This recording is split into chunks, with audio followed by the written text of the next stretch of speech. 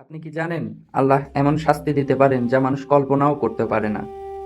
মানুষ হঠাৎ করে বানর বা শূকরে পরিণত হয়ে যেতে পারে। শুনতে অবিশ্বাস্য লাগছে, কিন্তু এটি কোনো গল্প নয়। আল কুরআনে উল্লেখ আছে, একটি জাতি ছিল যারা আল্লাহর হুকুম অমান্য করেছিল।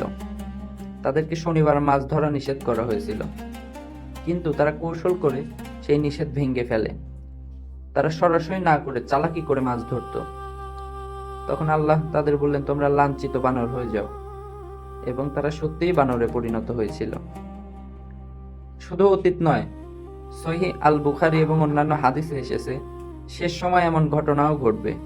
মুহাম্মদ সাল্লাল্লাহু আলাইহি ওয়াসাল্লাম বলেছেন, আমার উম্মতের কিছু লোক গান বাজনা মদ বেবিচারকে হালাল মনে করবে। তারা বলবে এটা তো স্বাভাবিক, কিন্তু হঠাৎ এক রাতে আল্লাহ তাদের উপর শাস্তি পাঠাবেন। কি ধরনের শাস্তি? হাদিসে বলা হয়েছে, তাদের কেউ মাটির নিচে ধ্বংস হবে, কেউ পাথরের বৃষ্টি পাবে, আর কেউ বানর ও শূকরে পরিণত হবে।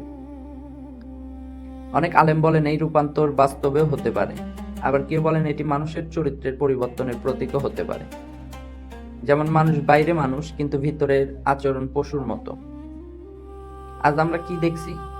হারাম জিনিসকে স্বাভাবিক করা হচ্ছে, গুনাহকে ট্রেন্ড বানানো হচ্ছে। মানুষ বলছে এটা তো এখনকার যুগ।